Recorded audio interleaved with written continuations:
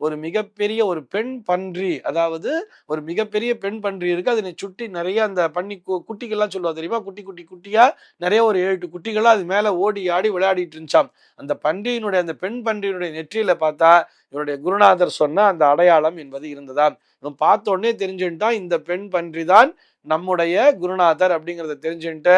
ஆனா அவர் இறந்து போய் 5 வருஷம் கிட்ட ஆயிடுச்சுல்ல, இப்பதானே இவன் கண்டுபிடிச்சிருக்கான்.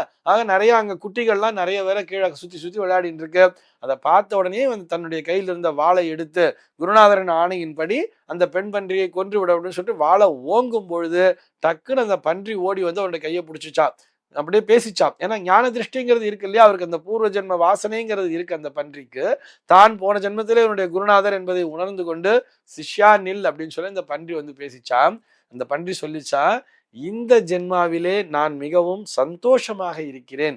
நான் என்ன நினைச்சேன்னா, அப்போ பன்றியா பிறக்கிறதுங்கிறது அது ஏதோ மிகப்பெரிய பாவம்னு நினைச்சேன்.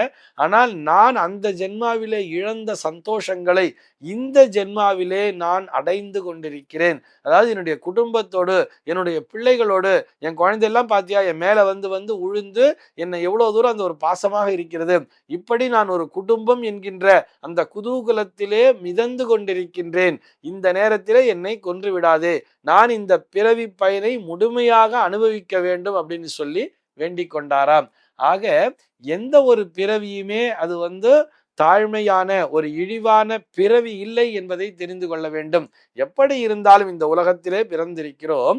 மிருகமாக பிறந்திருந்தால் ஏதோ போன ஜென்மத்துல பாவம் பண்ணியிருக்கோம் அப்படின்னு அர்த்தம். ஒரு ஆறறிவோடு பிறந்திருக்கிறோம்னு சொன்னா, அதாவது அரிது அரிது மானிடராய் பிறத்தல் அரிதுன்னு ஔவையார் சொல்லிட்டா இல்லையா, இதை நம்ம அடிக்கடி சொல்லிட்டு இருக்கோம். இந்த கிடைத்தற்கரிய இந்த ஜென்மாவினை பயன்படுத்தி கொண்டு இறைவனினுடைய நாமத்தை சொல்ல வேண்டும்.